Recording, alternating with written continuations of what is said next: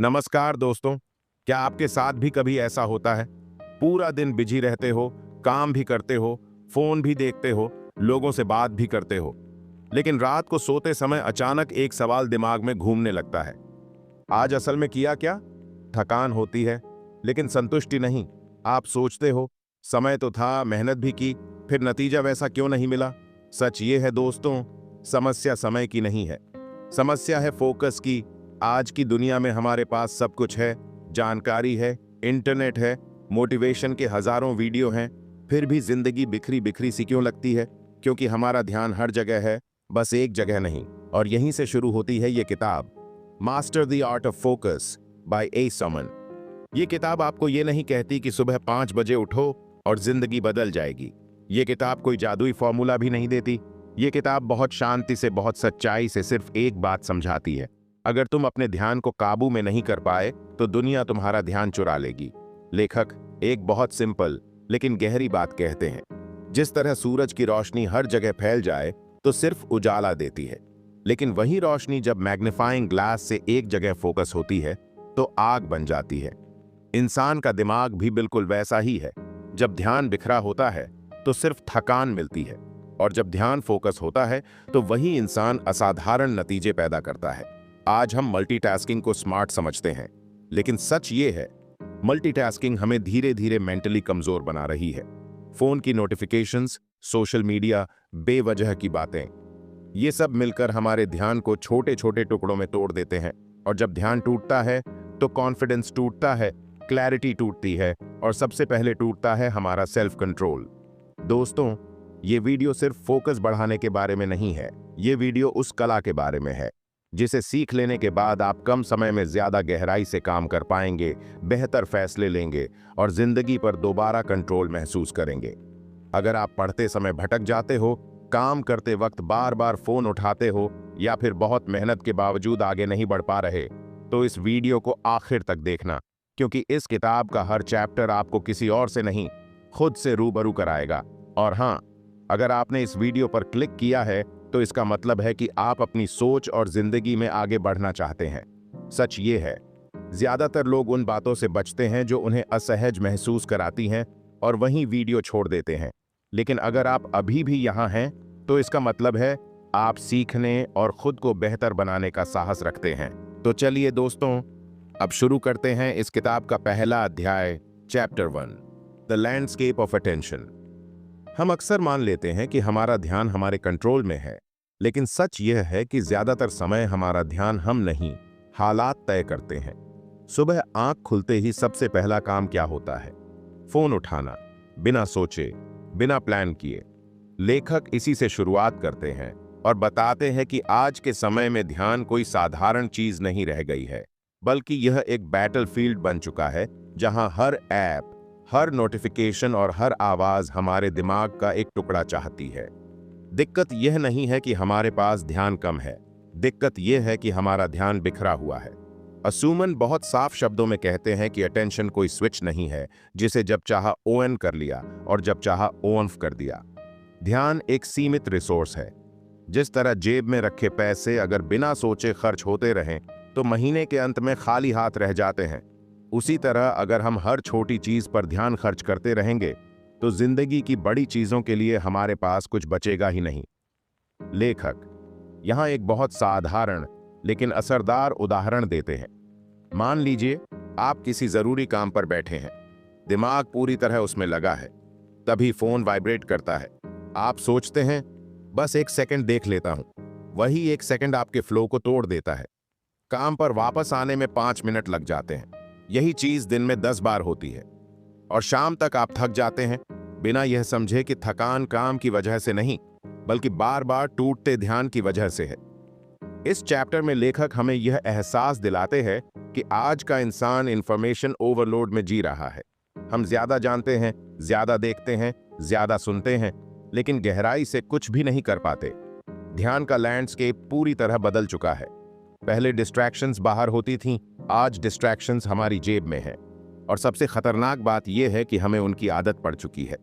असुमन यह भी कहते हैं कि ध्यान सिर्फ काम से जुड़ी चीज नहीं है। ध्यान तय करता है कि आप किस चीज को जिंदगी में अहम मानते हैं। अगर आपका ध्यान हर वक्त बेकार चीजों पर जा रहा है तो धीरे धीरे आपकी जिंदगी भी वैसी ही बन जाएगी। हम वही बनते हैं जिस पर हम ध्यान देते हैं। यह लाइन इस पूरे चैप्टर की आत्मा है। यह चैप्टर हमें कोई सोल्यूशन थमा नहीं देता। यह पहले हमारी आंखें खोलता है, हमें दिखाता है कि हम किस दुनिया में जी रहे हैं और उस दुनिया में हमारा ध्यान किस हाल में है। क्योंकि जब तक आप यह नहीं समझोगे कि समस्या है कहां, तब तक समाधान का कोई मतलब नहीं होता। यही वजह है कि लेखक सबसे पहले अटेंशन के लैंडस्केप को समझाते हैं, ताकि आगे के चैप्टर्स में हम सीख सकें कि इस टूटे हुए ध्यान को दोबारा कैसे जोड़ा जाए। Chapter 2, the challenges of distractions. इस चैप्टर में लेखक सीधी बात करते हैं, बिना घुमाए। वह कहते हैं कि डिस्ट्रैक्शंस कोई एक्सीडेंट नहीं है, ये जानबूझकर बनाई गई चीजें हैं। आज की दुनिया में हर चीज आपका ध्यान खींचने के लिए डिजाइन की गई है। आपका फोन, आपकी एप्स, आपकी स्क्रीन, यहां तक कि नोटिफिकेशन की आवाज भी। हम अक्सर सोचते हैं कि हम डिस्ट्रैक्टेड इसलिए होते हैं क्योंकि हमारा विल पावर कमजोर है, लेकिन ए समन बताते हैं कि असली लड़ाई विल पावर की नहीं है, एनवायरनमेंट की है। लेखक एक बहुत रिलेटेबल सिचुएशन बताते हैं। आप किसी जरूरी काम पर बैठे हैं, मन लगाकर शुरू करते हैं। 5 मिनट बाद दिमाग कहता है, चल थोड़ा सा फोन देख लेते हैं। आप खुद को बोलते हैं, बस 1 मिनट। लेकिन वही 1 मिनट आपको 20 मिनट दूर ले जाता है। एक नोटिफिकेशन दूसरा खोलता है, दूसरा तीसरा। काम वहीं का वहीं रह जाता है, लेकिन दिमाग थक चुका होता है। लेखक कहते हैं कि डिस्ट्रैक्शन का सबसे खतरनाक रूप यही है। यह आपको काम से नहीं, बल्कि आपके फ्लो से बाहर निकाल देता है। इस चैप्टर में यह भी समझाया गया है कि डिस्ट्रैक्शंस सिर्फ बाहर से नहीं आती। बहुत सारी डिस्ट्रैक्शंस हमारे अंदर से पैदा होती हैं। बेचैनी, बोर्डम, डर या यह फीलिंग कि कहीं हम कुछ मिस न कर दें। जब काम थोड़ा मुश्किल लगता है तो दिमाग आसान रास्ता ढूंढता है, और आसान रास्ता आजकल सिर्फ एक टैप दूर है। यही वजह है कि हम बार बार डिस्ट्रैक्शंस में फंस जाते हैं, फिर खुद को दोष देते हैं और धीरे धीरे कॉन्फिडेंस खोने लगते हैं। असुमन यहां एक बहुत अहम बात कहते हैं। वह कहते हैं कि डिस्ट्रैक्शन आपको तुरंत नुकसान नहीं पहुंचाती, लेकिन धीरे धीरे आपकी फोकस कैपेसिटी को कम कर देती है। जैसे अगर कोई रोज थोड़ा थोड़ा जहर ले तो असर एक दिन में नहीं दिखता, लेकिन समय के साथ शरीर कमजोर हो जाता है। वैसे ही बार बार टूटता ध्यान आपके दिमाग को डीप वर्क के लायक ही नहीं छोड़ता। लेखक यह भी बताता है कि मल्टीटास्किंग असल में एक इल्यूजन है। हम सोचते हैं कि हम कई काम एक साथ कर रहे हैं, लेकिन सच यह है कि हमारा दिमाग बहुत तेजी से एक काम से दूसरे काम पर कूद रहा होता है। हर जंप में थोड़ा सा ध्यान गिर जाता है, और दिन के अंत तक हमारे पास सिर्फ थकान बचती है, सेटिस्फैक्शन नहीं। इस चैप्टर का सबसे बड़ा सच यह है कि डिस्ट्रैक्शंस को पूरी तरह खत्म नहीं किया जा सकता, लेकिन उन्हें समझा जा सकता है। जब आप यह पहचानने लगते हैं कि कौन सी चीज आपका ध्यान चुरा रही है और क्यों, तभी आप असली कंट्रोल की तरफ बढ़ते हैं। लेखक यहां सॉल्यूशन देने से पहले हमें यह सिखाता है कि दुश्मन कौन है, क्योंकि जब तक डिस्ट्रैक्शन आपको दिखती नहीं, तब तक वह आपको चलाती रहती है। Chapter 3, the impact of distractions. इस चैप्टर में लेखक डिस्ट्रैक्शंस को सिर्फ एक आदत की तरह नहीं, बल्कि एक साइलेंट डैमेज की तरह दिखाते हैं। वह कहते हैं कि डिस्ट्रैक्शंस तुरंत दिखाई देने वाला नुकसान नहीं करती, बल्कि धीरे धीरे अंदर से इंसान को खोखला कर देती है। हमें लगता है कि हमने बस थोड़ा सा समय बर्बाद किया है, लेकिन असल में हमने अपने दिमाग की ताकत को कमजोर किया होता है। हर बार जब ध्यान टूटता है, दिमाग दोबारा उसी गहराई तक पहुंचने के लिए एक्स्ट्रा एनर्जी खर्च करता है, और यही वजह है कि बिना ज्यादा काम किए भी हम दिन के अंत में एग्जॉस्टेड महसूस करते हैं। असुमन यहां एक बहुत साधारण लेकिन सच्चा ऑब्जर्वेशन रखते हैं। वह कहते हैं कि डिस्ट्रैक्टेड इंसान कभी भी पूरी तरह प्रेजेंट नहीं होता। वह काम पर होता है, लेकिन दिमाग कहीं और। वह घर पर होता है, लेकिन ध्यान फोन में। वह लोगों के साथ बैठा होता है, लेकिन सोच नोटिफिकेशंस की होती है।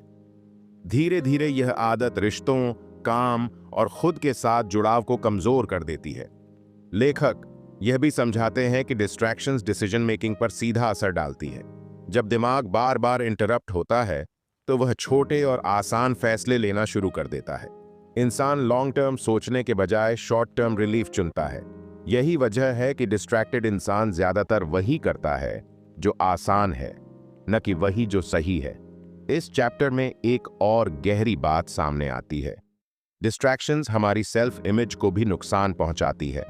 जब हम बार बार खुद से वादा तोड़ते हैं कि अब ध्यान से काम करेंगे और फिर कुछ ही देर में भटक जाते हैं, तो अंदर ही अंदर भरोसा टूटता है।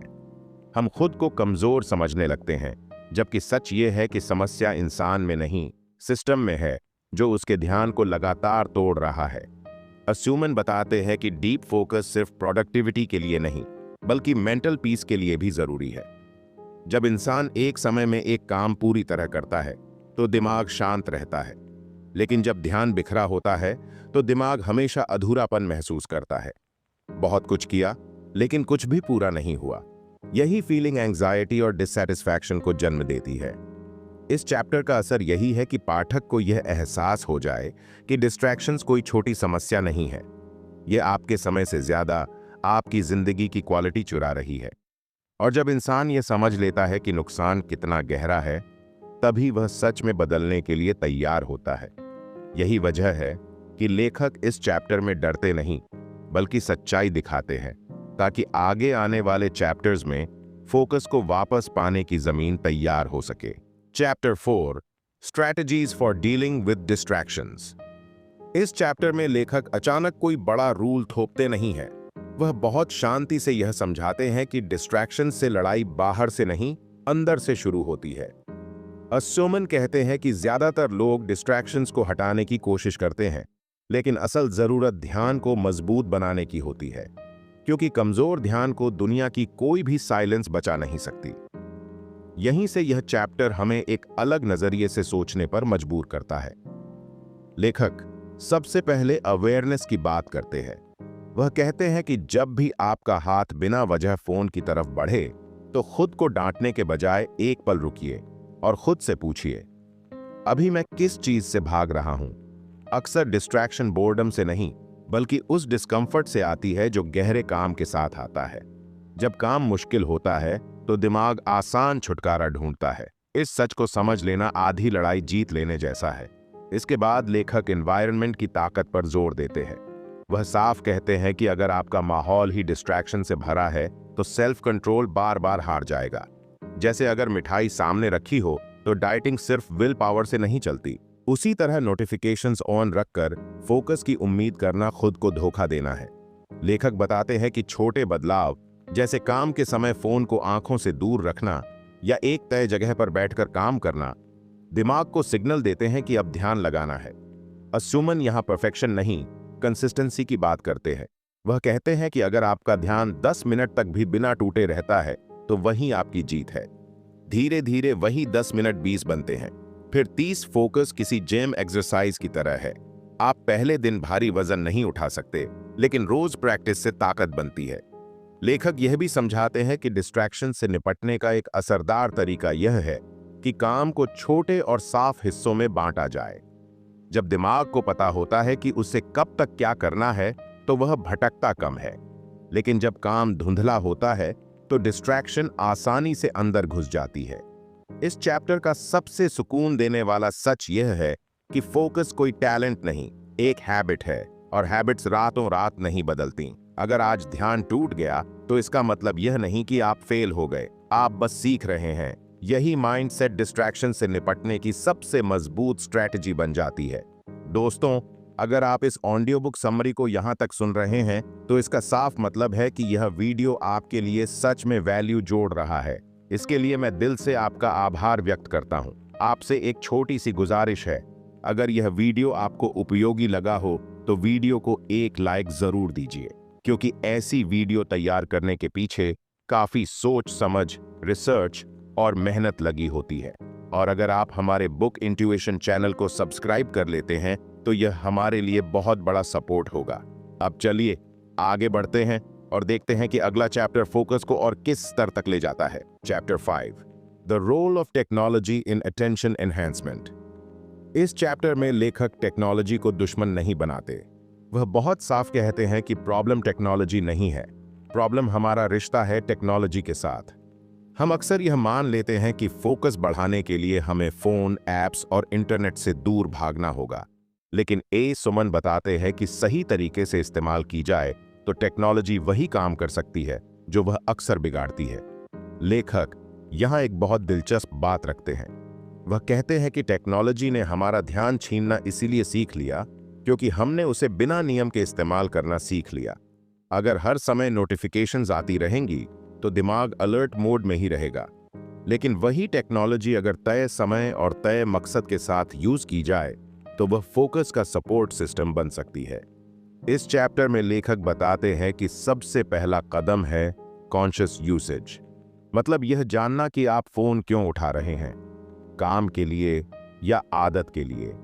जब यह क्लैरिटी आ जाती है तो आधा डिस्ट्रैक्शन अपने आप खत्म हो जाता है। वह यह भी समझाते हैं कि कुछ टूल्स और एप्स ऐसे होते हैं जो डिस्ट्रैक्शंस को ब्लॉक करके दिमाग को डीप वर्क की स्पेस देते हैं। लेकिन वह चेतावनी भी देता है कि टूल्स तब तक काम नहीं करते जब तक इंटेंशन साफ ना हो। असुमन एक सच्चा एग्जाम्पल देते हैं। वह कहते हैं कि अगर आप गाड़ी चला रहे हैं और स्टीयरिंग आपके हाथ में नहीं है तो रास्ता कितना भी अच्छा क्यों हो, एक्सीडेंट तय है। टेक्नोलॉजी स्टीयरिंग की तरह है। अगर कंट्रोल आपके हाथ में है तो वही टेक्नोलॉजी आपको तेज और सुरक्षित दोनों बना सकती है। इस चैप्टर में यह भी बताया गया है कि टेक्नोलॉजी का सही इस्तेमाल फोकस को मेजर करने में मदद करता है। जब आप यह देख पाते हैं कि आपने कहां समय गंवाया और कहां सही लगाया तो अवेयरनेस बढ़ती है, और अवेयरनेस ही फोकस की पहली सीढ़ी है। लेखक इस चैप्टर को एक संतुलित सोच के साथ खत्म करते हैं। वह कहते हैं कि हमें टेक्नोलॉजी से लड़ने की जरूरत नहीं है, हमें उसे ट्रेन करने की जरूरत है। जब टेक्नोलॉजी आपकी जिंदगी को चलाने लगे तो समस्या है, लेकिन जब आप टेक्नोलॉजी को चलाने लगे तो वही डिस्ट्रैक्शन फोकस में बदल सकती। Chapter 6 the paradigm shift in medicine. इस अध्याय में लेखक फोकस को सिर्फ प्रोडक्टिविटी या काम तक सीमित नहीं रखते, बल्कि उसे हेल्थ और हीलिंग से जोड़ देते हैं। असुमन यहाँ एक नई सोच सामने रखते हैं। वह कहते हैं कि आज की मेडिसिन ज्यादातर सिम्टम्स को ठीक करने में लगी है, लेकिन इंसान की अटेंशन और मेंटल स्टेट को नजरअंदाज कर रही है। जबकि सच यह है कि दिमाग की हालत शरीर की हालत को सीधे प्रभावित करती है। लेखक बताते हैं कि जब इंसान लगातार डिस्ट्रैक्टेड रहता है तो उसका नर्वस सिस्टम कभी भी पूरी तरह शांत नहीं होता। दिमाग हमेशा अलर्ट मोड में रहता है। नतीजा यह होता है कि स्ट्रेस धीरे धीरे शरीर में उतरने लगता है, नींद खराब होती है, डाइजेशन बिगड़ता है और छोटी छोटी बातें भी भारी लगने लगती हैं। ये कोई अचानक होने वाली बीमारी नहीं होती, बल्कि टूटे हुए ध्यान का लंबा असर होता है। असुमन यहाँ पैराडाइम शिफ्ट की बात करते हैं। वह कहते हैं कि अब इलाज सिर्फ दवाइयों से नहीं होगा। असली इलाज तब शुरू होता है जब इंसान अपने ध्यान को दोबारा बैलेंस करना सीखता है। जब आप एक समय में एक काम करते हैं, जब आप पूरी मौजूदगी के साथ खाते हैं, चलते हैं या आराम करते हैं, तब शरीर को भी सिग्नल मिलता है कि अब सेफ है, अब हील किया जा सकता है। लेखक एक बहुत साधारण लेकिन पावरफुल एग्जाम्पल देते हैं। वह कहते हैं कि अगर आप खाना खाते समय भी स्क्रीन देख रहे हैं तो शरीर खाने पर नहीं, स्क्रीन पर ध्यान देता है। खाना पेट में जाता है लेकिन दिमाग वहां होता ही नहीं। धीरे धीरे यही आदत हेल्थ इश्यूज की जड़ बन जाती है। फोकस का इलाज यहीं से शुरू होता है, पूरी मौजूदगी के साथ जीना। लेखक यह भी समझाते हैं कि मेडिटेशन, ब्रीदिंग और माइंडफुलनेस कोई स्पिरिचुअल ट्रेंड नहीं है, बल्कि अटेंशन ट्रेनिंग के टूल्स हैं। जब इंसान रोज थोड़ा सा समय अपने ध्यान को एक जगह टिकाना सीखता है तो दिमाग शांत होता है, और वही शांति शरीर को ठीक होने का मौका देती है। इस अध्याय का कोर मैसेज बहुत साफ है। फोकस सिर्फ बेहतर काम करने के लिए नहीं, बेहतर जीने के लिए जरूरी है। जब मेडिसिन इस बात को समझ लेती है कि ध्यान भी इलाज का हिस्सा है, तभी असली बदलाव आता है। यही सोच इस चैप्टर को बाकी चैप्टर्स से अलग और गहरा बना देती है। Chapter 7 personal practice for cognitive performance. लेखक सारी बातों को बाहर की दुनिया से हटाकर सीधे इंसान के अंदर ले आते हैं। असुमन कहते हैं कि फोकस कोई ऐसी चीज नहीं है जो कोई आपको दे दे, ये रोज के छोटे छोटे प्रैक्टिसेस से बनती है। अगर दिमाग को सही तरह से ट्रेन नहीं किया गया तो वह सबसे आसान रास्ता चुनता है, और वही रास्ता अक्सर डिस्ट्रैक्शन की तरफ जाता है। लेखक बताते हैं कि कॉग्निटिव परफॉर्मेंस का मतलब सिर्फ तेज सोच नहीं है, बल्कि साफ सोच है। जब दिमाग क्लटर्ड होता है तो डिसीजंस भी उलझे हुए होते हैं। इसलिए सबसे पहली प्रैक्टिस है दिन की शुरुआत बिना नॉइज के करना। सुबह उठते ही फोन पकड़ लेने से दिमाग दूसरों की जिंदगी में घुस जाता है, अपनी जिंदगी शुरू होने से पहले ही। लेखक कहते हैं कि अगर दिन की पहली आधा घंटा अपने दिमाग को मिल जाए तो पूरे दिन की क्लैरिटी बदल सकती है। इस अध्याय में फोकस रिचुअल्स की बात की जाती है, जैसे काम शुरू करने से पहले एक ही जगह बैठना, एक ही तरह से सेटअप करना और खुद को सिग्नल देना कि अब डीप वर्क का समय है। दिमाग पैटर्न से सीखता है। जब वही पैटर्न रोज रिपीट होता है तो फोकस धीरे धीरे ऑटोमेटिक बनने लगता है। असमन मेंटल ब्रेक्स की भी अहमियत समझते हैं। वह कहते हैं कि दिमाग मशीन नहीं है। लगातार काम करने से परफॉर्मेंस बढ़ती नहीं, गिरती है। लेकिन ब्रेक का मतलब फोन नहीं है। असली ब्रेक वो होता है जिसमें दिमाग को कुछ देर के लिए कोई इनपुट नहीं मिलता। थोड़ी देर टहलना, आंखें बंद करना या बस शांत बैठना, ये छोटी प्रैक्टिसेस दिमाग को रीसेट करती हैं। लेखक यह भी कहते हैं कि जो इंसान अपने दिमाग को लिखकर साफ करता है वह सोच में तेज होता है। जब आप अपने विचारों को कागज पर उतारते हैं तो दिमाग हल्का होता है और फोकस बढ़ता है। यही वजह है कि जर्नलिंग को वह कॉग्निटिव परफॉर्मेंस का एक स्ट्रॉन्ग टूल मानता है। इस अध्याय का सबसे अहम सच यह है कि फोकस बाहर से नहीं आता, वह अंदर से बनाया जाता है। छोटे हैबिट्स, रोज की प्रैक्टिसेस और खुद के दिमाग को समझने की ईमानदार कोशिश, यही चीजें कॉग्निटिव परफॉर्मेंस को ऊंचे स्तर तक ले जाती हैं। कंक्लूजन। इस किताब के आखिरी हिस्से में लेखक कोई भारी थ्योरी छोड़कर बात खत्म नहीं करते, बल्कि एक बहुत शांत लेकिन सच्ची बात कहकर रुकते हैं। असूमन कहते हैं कि फोकस कोई डेस्टिनेशन नहीं है जहां पहुंचते ही सब आसान हो जाए। फोकस एक प्रोसेस है जिसे हर दिन चुनना पड़ता है। हर दिन डिस्ट्रैक्शंस होंगी, हर दिन दिमाग भटकेगा, लेकिन फर्क बस इतना है कि अब आपको पता है कि लौटकर कहां आना है। पूरी किताब हमें यह एहसास दिलाती है कि हमारी जिंदगी की क्वालिटी इस बात पर निर्भर करती है कि हम अपना ध्यान कहां लगाते हैं। जो इंसान अपने ध्यान को संभाल लेता है वह हालात से नहीं, अपनी चॉइसेस से जिंदगी जीता है, और जो अपना ध्यान खो देता है वह धीरे धीरे खुद को भी खोने लगता है। लेखक यह भी याद दिलाते हैं कि फोकस का मतलब दुनिया से कट जाना नहीं है। फोकस का मतलब है जब आप किसी चीज के साथ हों तो पूरी तरह उसी के साथ हों। काम करते समय काम में, लोगों के साथ होते समय लोगों के साथ, और आराम करते समय सच में आराम में। यही संतुलन इंसान को अंदर से मजबूत बनाता है। इस किताब का असली संदेश बहुत सरल है, लेकिन उतना ही गहरा भी है। आप हर चीज नहीं कर सकते, हर जगह नहीं रह सकते और हर आवाज पर ध्यान नहीं दे सकते, लेकिन आप यह जरूर चुन सकते हैं कि किस चीज को अपनी ऊर्जा और समय देना है। यही चॉइस आपकी जिंदगी की दिशा तय करती है। अगर इस वीडियो से आपको यह एहसास हुआ कि आपका ध्यान जरूरी है, कीमती है और उसे संभालने की जरूरत है, तो यही इस किताब की सबसे बड़ी जीत है। क्योंकि जिस दिन इंसान अपना ध्यान संभालना सीख लेता है, उसी दिन से वह अपनी जिंदगी को भी संभालना शुरू कर देता है।